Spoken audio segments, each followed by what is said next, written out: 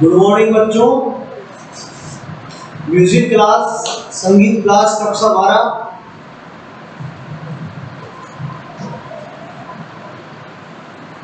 कक्षा 12 है,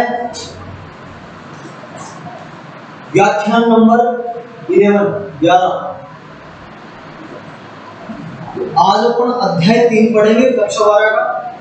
अध्याय 3 में है घराना और वाद्य वर्णन। वाद्य वर्णन में है तानपुरा। तो आज हम भाग ए लेंगे घराना। नाम से पता लग रहा है घराना का मतलब घराना किसको कहते हैं उसके बारे में पढ़े। घराना एक विशेष प्रकार की परंपरा जो शुरू से चली आ रही है गुरु शिष्य परंपरा के माध्यम से। उस गुरु शिष्य परंपरा को ही हम घराना कहेंगे। उस घराने के बारे में पढ़ेंगे आज। यानी प्रत्येक कलाकार अपनी गायकी से, अपनी हुनर से, अपनी विशेषताओं से कुछ नया करता है, कुछ अच्छा करता है, जिससे कि उसकी विशेषताएं दुनिया के सामने अच्छी निखर के आती है। तो उसी निखार के कारण वही विशेषताएं उस व्यक्ति को सबसे अलग और भिन्न करती है। और भिन्न करने के कारण वो उसी विशेषताओं को आगे बढ़ाता है, शिष्य बाय शिष्य, यानी उसके शिष्य बनते जाते हैं, वो परंपरा आगे बढ़ती जाती है। तो उस गुरु शिष्य परंपरा को ही हम घराना कहेंगे। उस घराने के बारे में पढ़ेंगे। आपके क्लास के अंदर 3 घरानों का जिक्र है। जयपुर घराना, ग्वालियर घराना, आगरा घराना, तो किराना घराना। ये 3 घराने आपके जयपुर घराना, ग्वालियर घराना और किराना घराना, 3 घराने लगते हैं। तो पहला घराना, सबसे पहले घराने की विशेषता पढ़ेंगे। अपना घराना कहते किसको है, घराने की परिभाषा पढ़ेंगे। तो सबसे पहले लिया अपन ने घराना। घराना किसको कहते हैं? संगीत में घराने का बड़ा महत्व आ गया है।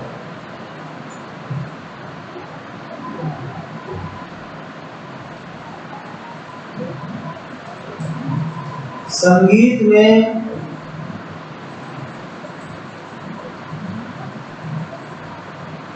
घराने का बड़ा महत्व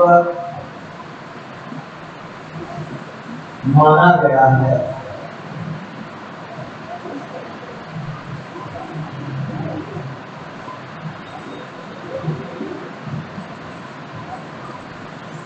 संगीत के अंदर घराने का बड़ा महत्व माना गया है। भारतीय शास्त्रीय संगीत का की विकास परंपरा में भारतीय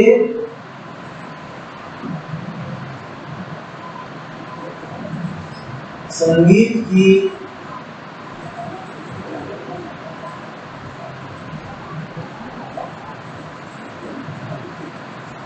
विकास परंपरा में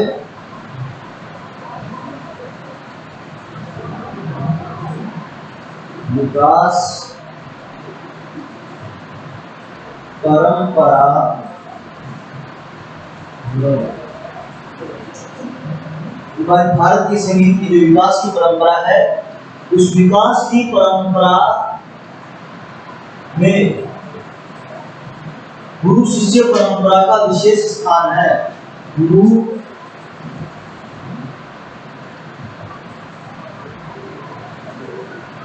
शिष्य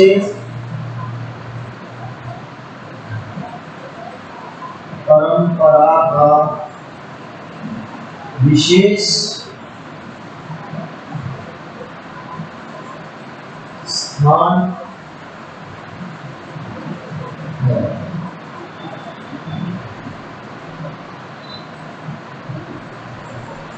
यानी संगीत में घराने का बड़ा महत्व माना गया है। भारतीय संगीत की जो विकास की परंपरा है, उस विकास की परंपरा में गुरु शिष्य परंपरा का विशेष महत्व है और विशेष योगदान है। भारत में समय समय पर ऐसे संगीत के होते रहे हैं। भारत में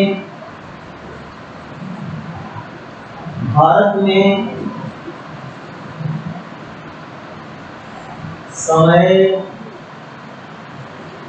समय पर ऐसे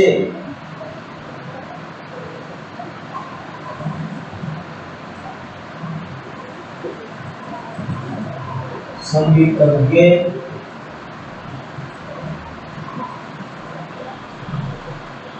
हुए। भारत की संगीत कला में परंपरा में कई संगीतज्ञ ऐसे हुए हैं जो कई विशेषताओं को लेकर के या अपनी कला और साधना और वासनाओं से अलग भिन्न दिखते थे, जिन्होंने अपनी कला साधना से संगीत की उपासना की। वे जिन्होंने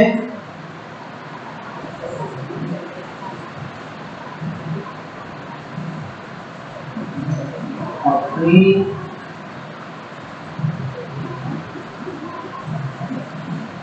संगीत कला से कला साधना से संगीत कला साधना से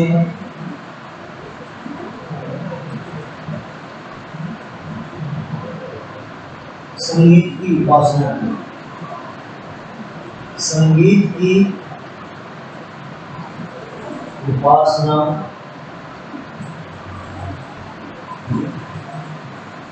यानी हमारे भारतीय संगीत में से कुमार में ऐसे संगीतकार हुए हैं जिन्होंने अपने जीवन काल में पूरे जीवन भर में संगीत की साधना की और संगीत साधना के द्वारा उसकी उपासना की और पूरा जीवन उसमें लगा दिया।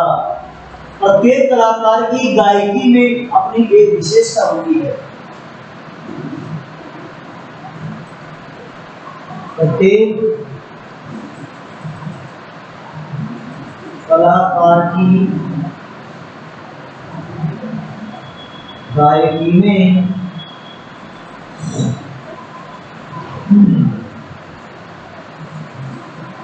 एक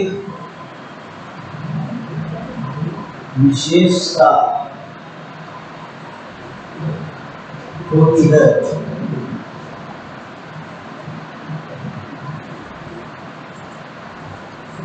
प्रत्येक गायक में एक विशेष प्रकार की या एक विशेष प्रकार की भिन्नता या विशेषता होती है जो उसे अन्य कलाकारों से पृथक करती है, जो उसे अन्य कलाकारों से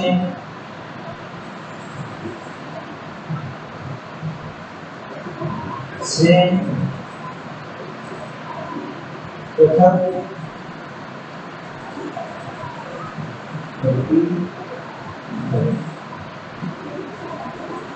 यानी जितने भी दुनिया में कलाकार हैं उन कलाकारों में अपनी एक अलग विशेषता होती है, अलग एक पहचान होती है और वही अलग पहचान वही अलग विशेषता उसको सबसे अलग करती है। जब संगीत संसार में एक कलाकार बहुत उन्नति करता है, जब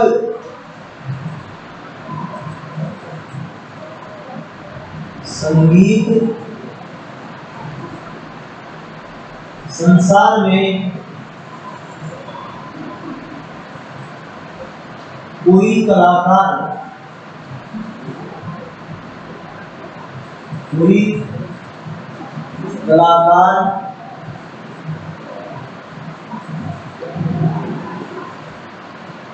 उन्नति करता है,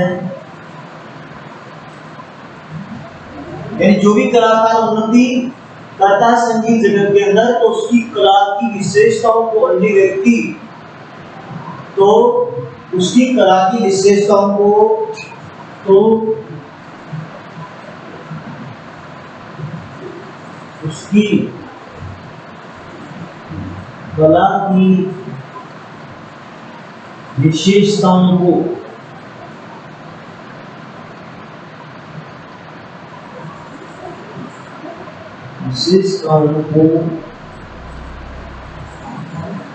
अन्य व्यक्ति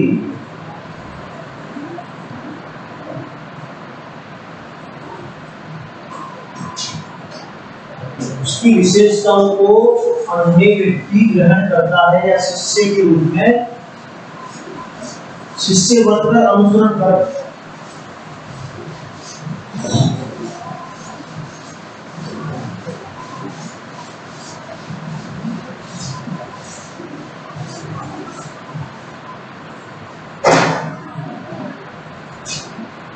अन्य व्यक्ति शिष्य बनकर अनुसरण करके शिष्य बनकर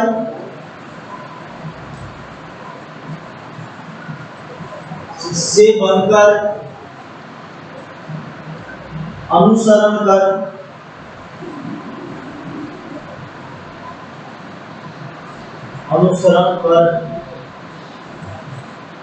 यानी उसकी परंपरा के यानी जो उसकी विशेषताएं हैं उन विशेषताओं को आगे ले जा करके उसका अनुसरण करके उसका शिष्य बन करके उसकी उस गायकी को निरंतर बनाए रखने की चेष्टा करते हैं। अनुसरण कर उस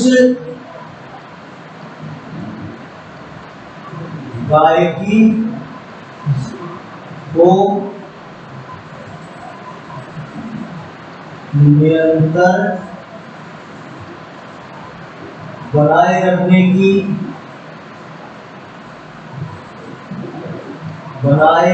की चेष्टा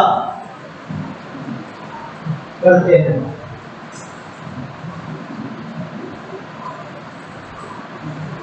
यानी उसका अनुकरण करके उसके शिष्य बन करके उस परंपरा को निरंतर बनाए रखने की चेष्टा करते हैं। यही गुरु शिष्य परंपरा घराना कहलाती है। यही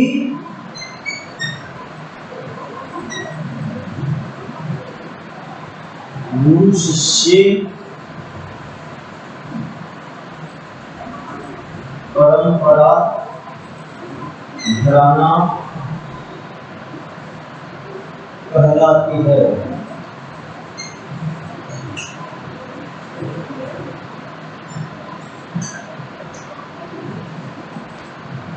यानी यही गुरु शिष्य परंपरा घराना कहलाती है। यानी संगीत परंपरा के अंदर जो व्यक्ति अपनी जिंदगी में कला साधना के द्वारा संगीत की वासना करता है तो वह एक विशेषता को प्राप्त करता है।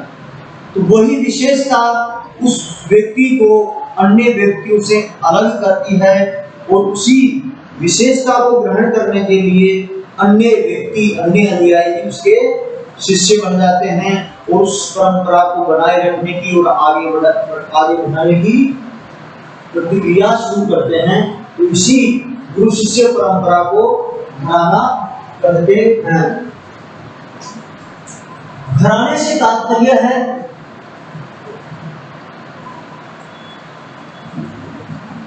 घरानों से तात्पर्य है कि विशेषताओं का पीढ़ी दर पीढ़ी आगे बढ़ना या पीढ़ी से दूसरी पीढ़ी में स्थानांतरण होना, यही घराना है और यही गुरु शिष्य परंपरा है। इसी क्रम में बढ़ेंगे आगे।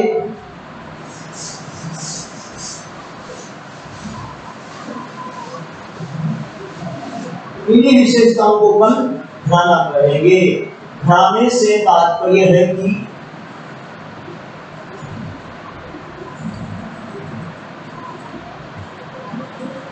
घराने से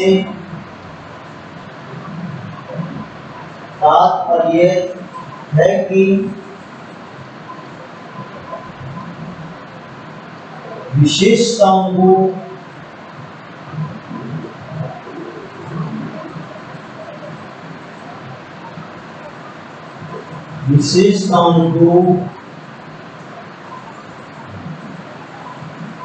पीढ़ी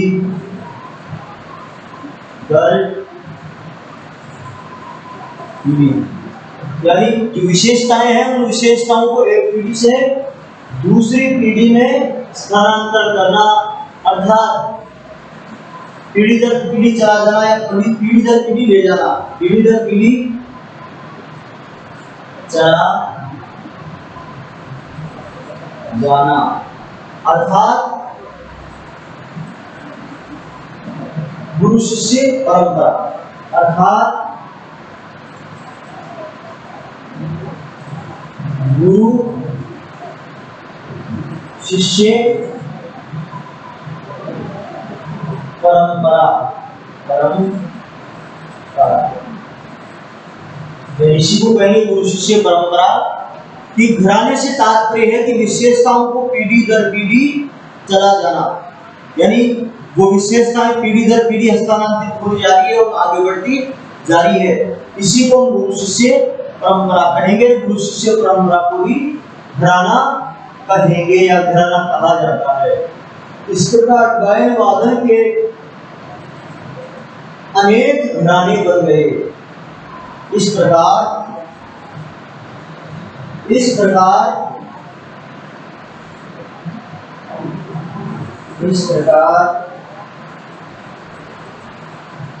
गायन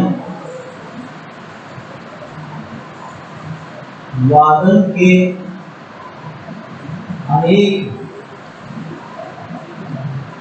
घराने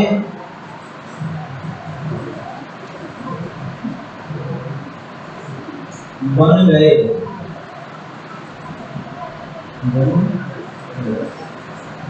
इस प्रकार गायन तथा वादन के कई घराने बन गए। इन घरानों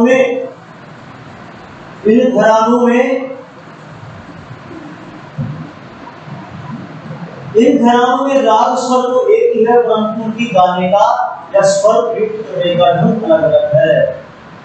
इन्हें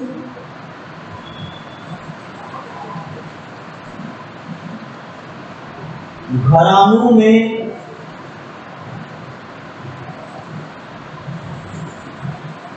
राग व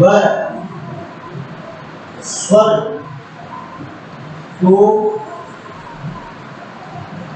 एक ही है, परंतु स्वर प्रयुक्त करने का ढंग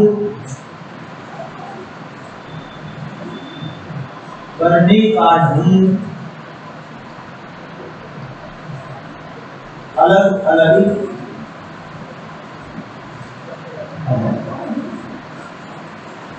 यानी इन्हीं परंपराओं को लेकर के गायन के कई घराने बने, कई परंपराएं चली।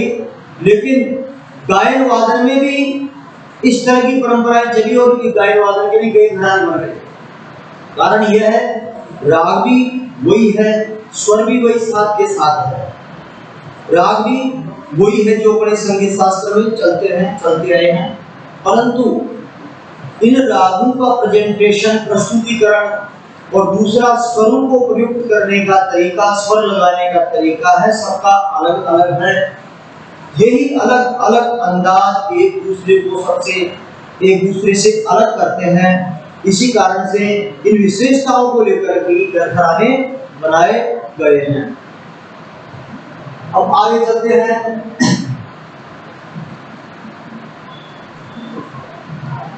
और उनकी गायकी को देखकर और उनकी गायकी व वादन शैली को देख या सुनकर हम कह सकते हैं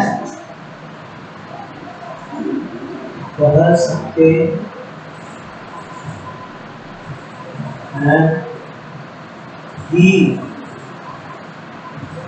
यह उस घराने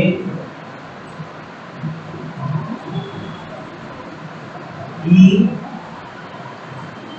गायकी है। यानी गायक को, वादक को सुनकर हम बता सकते हैं, उसकी शैली को सुनकर, उसकी जो बजाने की शैली है, उनकी जो बजाने की विशेषता है, गाने की विशेषता है, स्वर लगाने का तरीका है, अंदाज है, प्रेजेंटेशन है, उसको देखकर या सुनकर हम बता सकते हैं कि ये कौन से घराने का गायक कलाकार है या कौन से घराने का वादक है। तो इस प्रकार से घराने की ये परिभाषा हुई। हम पढ़ते अब आगे घराने के बारे में। सबसे पहला लेंगे ग्वालियर घराना। सबसे पहला लेंगे अपन ग्वालियर घराना।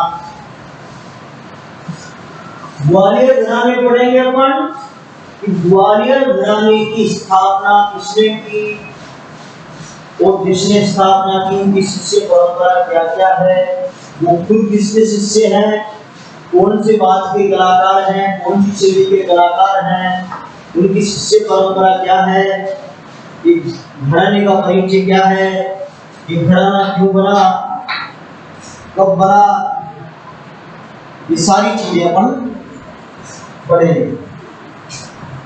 ग्वालियर घराना।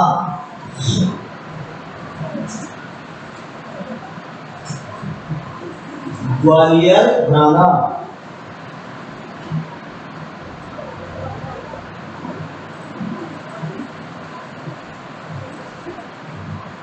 ग्वालियर घराना एमपी में पड़ता है, एमपी में पड़ता है, मध्य प्रदेश में पड़ता है ग्वालियर घराना। अब सबसे पहले इस घराने के जन्मदाता कौन है उसके बारे में पढ़ेंगे। इस घराने के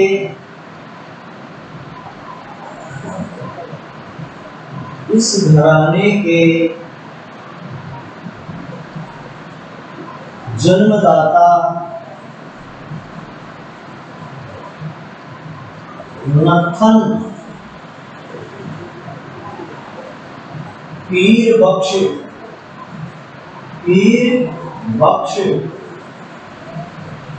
माने जाते हैं।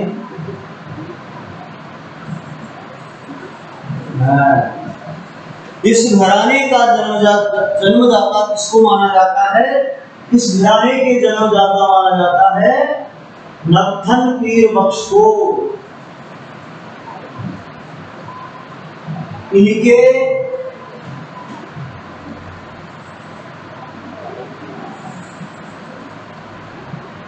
परिवार के सदस्य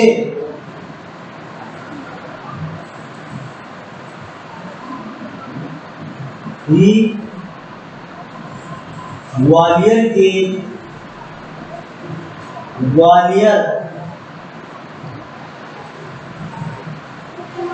राज दरबार के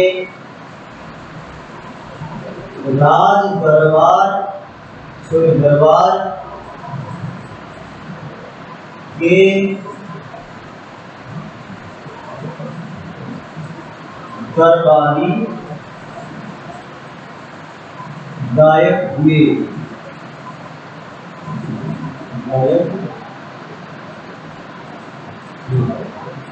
यानी नत्थन पीर बख्श के जो परिवार के सदस्य थे, इनके परिवार के सदस्य ही ग्वालियर घराने के गायक कलाकार हुए या दरबारी गायक हुए। बाल कृष्ण बुआ तिलक रंजीकर भी इसी परंपरा के गायक हुए। बाल कृष्ण बुआ तिलक रंजीकर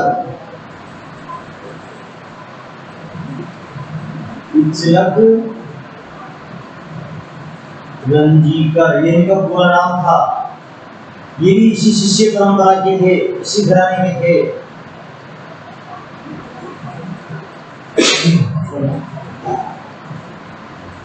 बाल कृष्ण बुआ तिलक रंजीकर इसी घराने के शिष्य थे, भी इसी परंपरा के गायक हुए। तिलक रंजीकर भी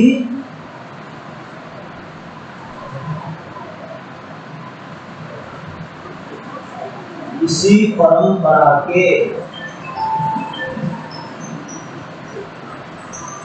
परंपरा के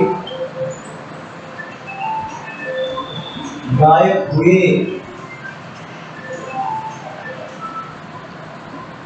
गायक हुए। ये विष्णु नारायण भातखंडे जी के गुरु भी थे। विष्णु नारायण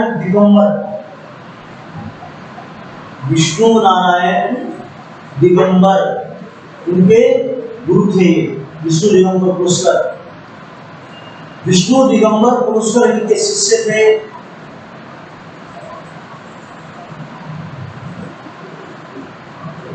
विष्णु दिगंबर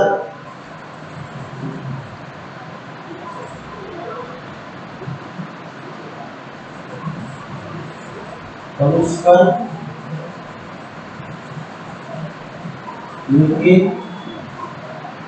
शिष्य थे।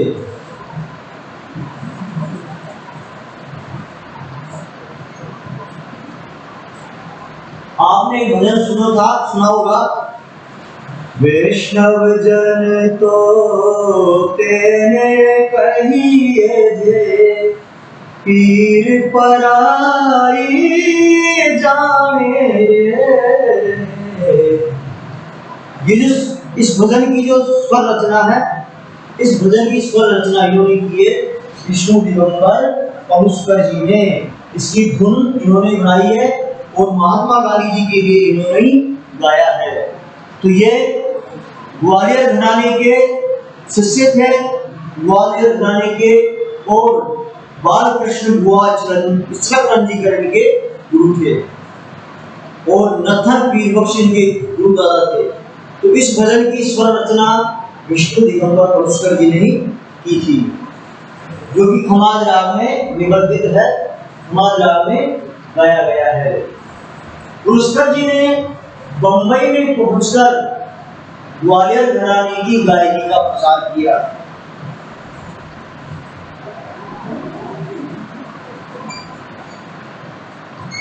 पुष्कर जी ने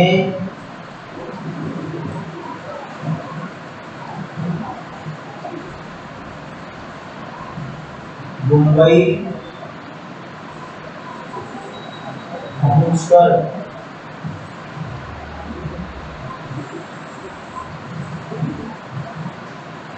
ग्वालियर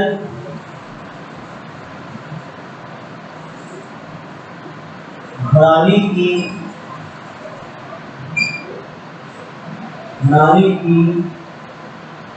गायकी का प्रचार किया।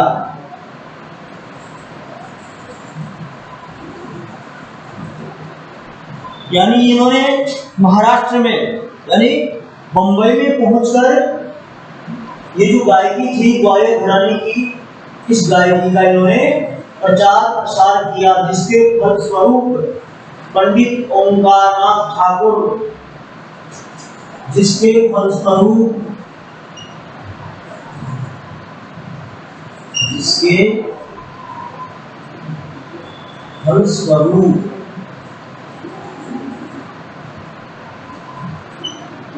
पंडित ओंकारनाथ ठाकुर, ओंकारनाथ ठाकुर जी जो थे वे विष्णु दिगंबर पलुस्कर जी के शिष्य थे। विनायक राव पटवर्धन ये भी के शिष्य थे। विनायक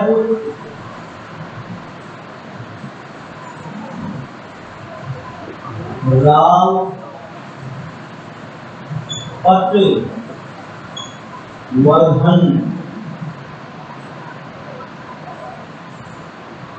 यानी पंडित ओंकारनाथ ठाकुर, विनायक राव पटवर्धन, नारायण व्यास आदि गायक हमें प्राप्त हुए। नारायण राव व्यास, नारायण राव व्यास आदि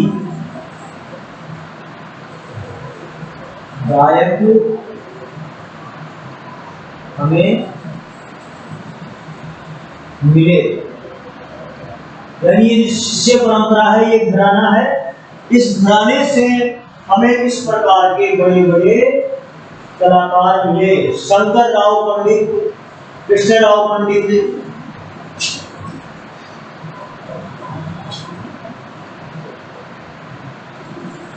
शंकर राव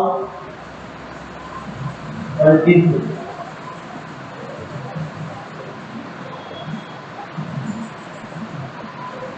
कृष्ण राव पंडित, शंकर राव पंडित, कृष्ण राव पंडित तथा राजा भैया पूछ वाले तथा राजा भैया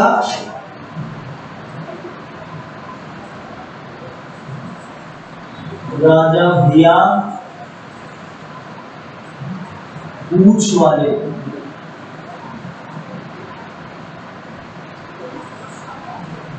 ये पूछ वाले नाम है, ये इनके गांव का नाम है, जगह का नाम है पूछ वाले, पूछ के रहने वाले थे वो, इसलिए इनका नाम पड़ेगा राजा भैया पूछ वाले। ग्वालियर घराने के प्रसिद्ध गायक कलाकार हुए, वाले भी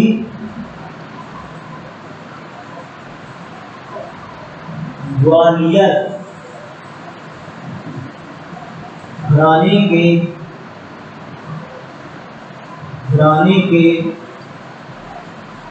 प्रसिद्ध कलाकार भी। तो ये तो था इनके, अपने ग्वालियर घराना है। ग्वालियर घराने के जन्मदाता कौन थे? सबसे पहले उनके बारे में पढ़ा कि ग्वालियर घराने के जन्मदाता थे नथन पीर बख्श, और इनके जो वंशज थे, इनके जो परिवार के सदस्य थे, ये ग्वालियर राजघराने के गायक कलाकार हुआ करते थे। और इसी ही घराने के शिष्य थे कौन? हमें बाल कृष्ण हुआ इचलक रत्तीकर, इसी घराने के यानी ग्वालियर घराने के गायक कलाकार हुए, इनके शिष्य हुए। इनके शिष्य बने विष्णु दिगंबर पलुस्कर, विष्णु दिगंबर जो फेमस हुए, और इन्होंने कई चीजें संगीत में की है, कई इजाद किए हैं, कई प्रयोग किए हैं।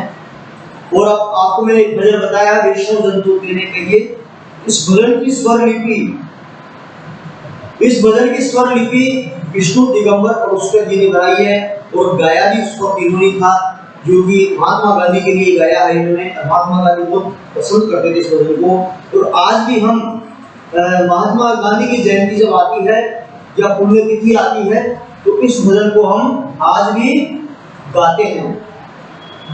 और इन्होंने क्या किया, फिर महाराष्ट्र में जाके, मुंबई में जाकर के इस घराने की गायकी का प्रचार प्रसार किया, और इन्होंने कई शिष्य बनाए। अब शिष्य बनाए, उनके अंदर ओंकार नाथ ठाकुर जी थे, ओंकार नाथ ठाकुर, विनायक राव पटवर्धन और नारायण राव व्यास, ये इनके शिष्य थे। फिर आगे जाके पीढ़ी दर पीढ़ी ये गायकी आगे बढ़ी, तो शिष्य परंपरा और बढ़ी। शंकर राव पंडित हुए, कृष्ण राव पंडित हुए, राजा भैया पूछ वाले फेमस गायक इस घराने के, जो ये आगे जाकर के फेमस हुए। पूछ जो नाम है राजा भैया पूछ वाले, ये इनका गांव का नाम है, पूछ के रहने वाले थे, तो इनके गांव के नाम से फेमस हुए। इस प्रकार से इस घराने के प्रसिद्ध कलाकार हमें प्राप्त हुए। और इसकी विशेषताएं पढ़ते हैं, ग्वालियर घराने की विशेषताएं क्या थी।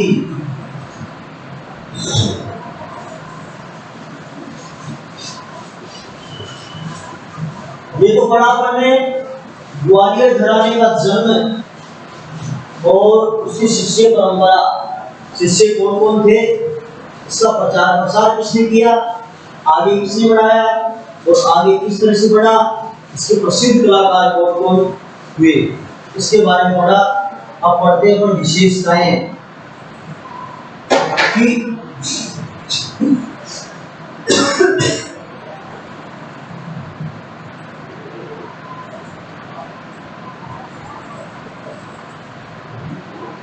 यानी ऐसी कौन सी इस घराने में विशेषताएं थी कि ये अपने आप को और घरानों से भिन्न करता है।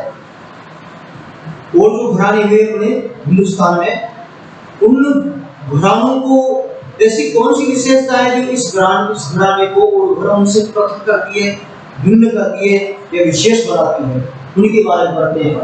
इसमें सबसे पहली है विशेषता जोरदार तथा खुली आवाज का गायन। जोरदार तथा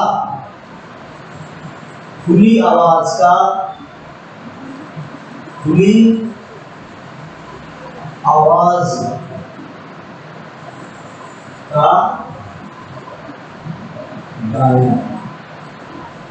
इसकी पहली विशेषता थी जोरदार तथा खुली आवाज का गायन।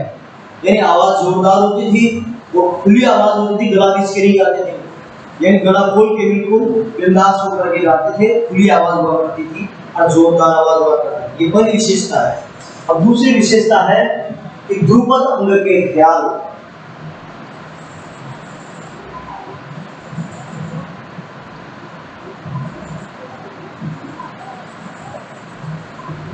ध्रुपद अंग के ख्याल। ख्याल गायकी है, छोटा ख्याल बड़ा ख्याल। ध्रुपद भी गाते हैं पर ध्रुपद ये जो गाते हैं इसकी विशेषता है इस घराने की, ग्वालियर घराने की। देखो ध्रुपद का आविष्कार और ध्रुपद की जो संरक्षण है, ध्रुपद जो गायकी है इसका संरक्षण मान सिंह तोमर ने किया। इसका प्रचार प्रसार जो ग्वालियर घराने के राजा थे, ग्वालियर घराने के राजा थे मान सिंह तोमर, उन्होंने इस ध्रुपद गायकी का प्रचार प्रसार किया और इसका संरक्षण किया। वो खुद भी अच्छे कलाकार थे तो उन्होंने इसका संरक्षण किया। यानी ध्रुपद गायकी ज्यादा फेमस थी कहां पर? ग्वालियर के अंदर। तो उस कारण से वहां के ख्याल भी, उसके ख्याल में ये दिखाई देता है ध्रुपद। तो कौन से अंग से गाते हैं वहां पे ख्याल? ध्रुपद अंग के ख्याल वहां पर गाए जाते हैं। तीसरी है सीधी और सपाट ताने।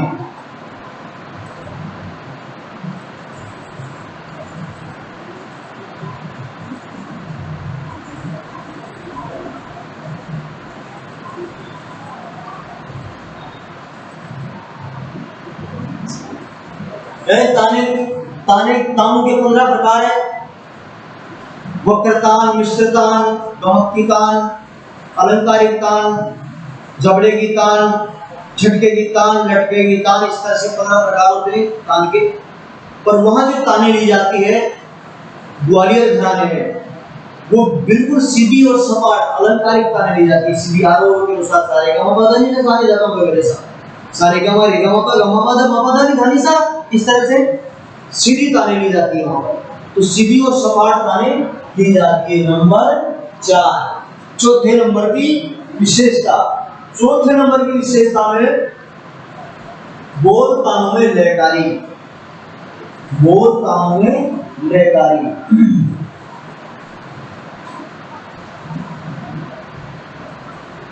बोल तानों में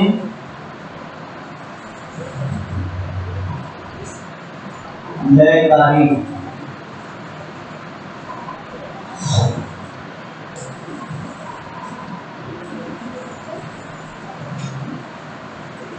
यानी तानों के साथ साथ जो ख्याल के बोल है, उन बोलों को लेकर के भिन्न भिन्न प्रकार की लयकारी करना, यानी ताल के अनुसार ही चलना, वह लयकारी। गमकू का प्रयोग नंबर 5 है। गमकू का प्रयोग, यानी गमकू का प्रयोग करना इस घराने की विशेषता है। तो इस तरह से ये घराने की 5 विशेषताएं हैं जो कि अन्य घरानों से अलग करती है, पृथक करती है, भिन्न करती है। जोरदार तथा खुली आवाज में गायन है, और ख्याल गाए जाते हैं ध्रुपद रंग के, सीधी और सपाट ताने ली जाती है, बोल कान में लड़काई की जाती है और गमक का प्रयोग भी अधिक होता है। तो ये ग्वालियर घराने की विशेषता थी। इसके बाद अपन आगे का पढ़ेंगे जयपुर घराना। आगे का जो घराना पढ़ेंगे अगले व्याख्यान में, 12वें व्याख्यान में वो पढ़ेंगे जयपुर घराना। जयपुर घराने की नींव किसने रखी थी, कौन कौन इसके कलाकार हैं, क्या इसकी विशेषता है, इसके बारे में आगे के व्याख्यान में पढ़ेंगे।